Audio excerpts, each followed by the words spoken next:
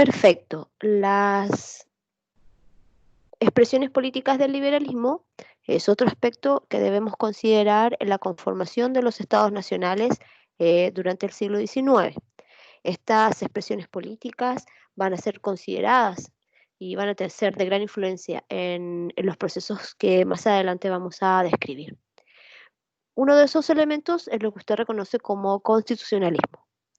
Es decir, es una expresión política basada en la existencia de una constitución, una carta fundamental que va a tener como objetivo central, en una primera instancia, limitar el poder y a la autoridad, pero que más adelante va a incorporar aspectos tan significativos como la estructura que va a tomar el Estado, el tipo de organización política que el Estado va a asumir y claramente incluir dentro de estas leyes fundamentales las garantías fundamentales de los ciudadanos, los mecanismos de participación que este ciudadano va a tener dentro de este Estado y de representación política.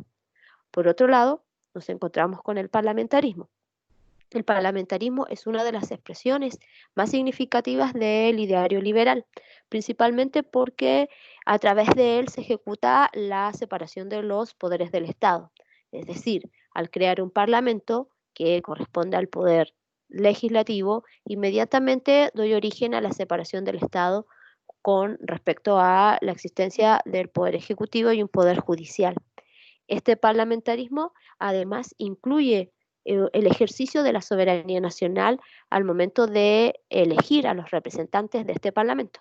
Por lo tanto, es un elemento significativamente importante dentro del siglo XIX que debemos considerar. Otro de los elementos es el reconocimiento de los derechos individuales, claramente influenciados por esta idea de la defensa de la libertad individual y la promoción de los derechos asociados a este individuo. Eh, Ejemplos tenemos muchos: la libertad de pensamiento, la libertad de expresión, la libertad religiosa, entre muchas cosas más. Pero también debemos, y no debe olvidar nunca, la defensa de la propiedad privada como uno de los elementos más importantes, reconocido como un derecho individual.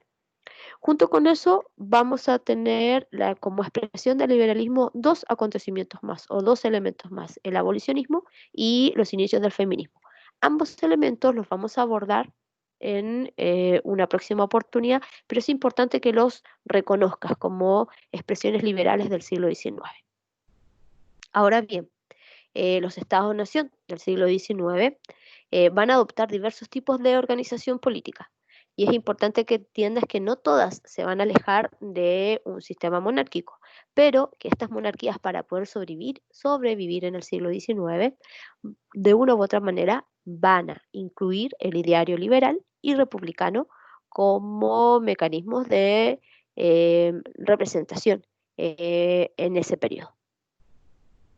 Importante, uno de los primeros elementos asumidos por las monarquías son los constitucionalismos.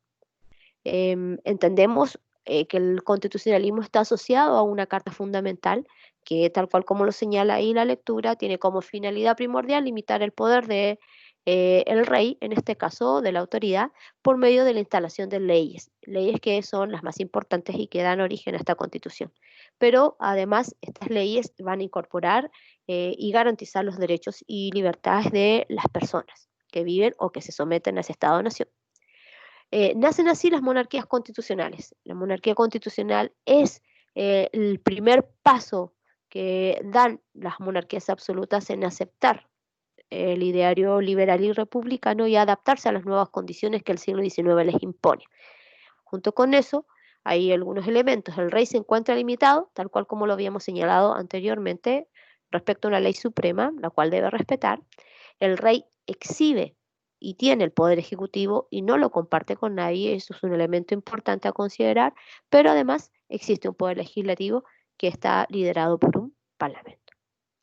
El otro aspecto importante a considerar es el parlamentarismo, otro elemento asumido por las monarquías y que están en directa relación con entender que van a generar un nuevo sistema de gobierno, donde el poder ejecutivo va a quedar dividido en dos, lo vamos a explicar, y que una de esas partes del gobierno emana del poder legislativo.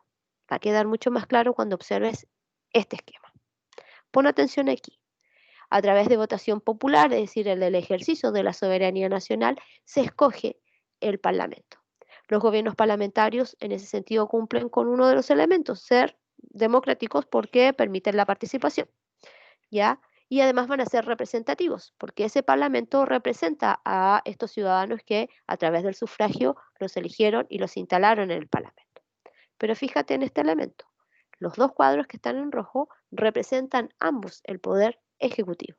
Por lo tanto, nos vamos a dar cuenta que va a existir un jefe de Estado, que puede ser un rey o puede ser un presidente, pero también un primer ministro que nosotros también vamos a reconocer como canciller, que podría ser el otro nombre que adopta. Ahora, es el Parlamento quien elige y nombra a este primer ministro.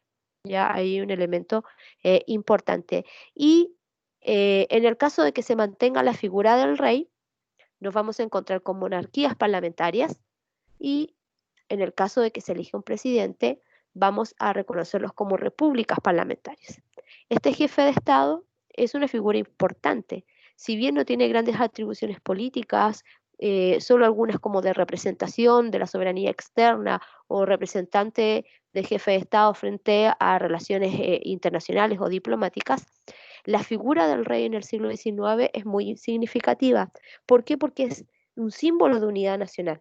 El rey representa un símbolo de la tradición, de la historia, en aquellos lugares donde se asume una monarquía parlamentaria. Por lo tanto, es una figura respetable, que perdura hasta la actualidad. Recuerden que todavía existen en Europa monarquías parlamentarias. En otras palabras, la figura del rey y de este tipo de gobierno se transforma en un factor de integración. No lo deben olvidar, por algo se mantienen hasta la actualidad. Por otro lado, los gobiernos parlamentarios generan lo que se llama un sistema de colaboración de los poderes. ¿Por qué? Porque tanto el poder legislativo como el ejecutivo van a estar constantemente trabajando juntos. De hecho, hasta se puede fiscalizar, ¿ya? El primer ministro puede solicitarle al jefe de Estado la disolución del Parlamento si es que así lo considera, y por otro lado el Parlamento puede destituir al primer ministro a través de un voto de censura. Por lo tanto, es un sistema que garantiza la participación, por un lado, y divide los poderes del Estado y mantiene una cierta dinámica de equilibrio. Es muy distinto al sistema político que tú conoces en la actualidad y con el cual nosotros hemos asumido nuestra estructura de Estado. Aquí te vas a dar cuenta que por votación popular nosotros elegimos a nuestro poder legislativo, que sería nuestro Parlamento, pero también a través de votación popular se elige a nuestro presidente. Y si tú te das cuenta, en los casos de los gobiernos parlamentarios, el jefe de Estado y el jefe de gobierno son figuras distintas. En el caso del sistema político presidencialista, que es el que tiene nuestro país, el jefe de gobierno y el jefe de Estado es una sola persona.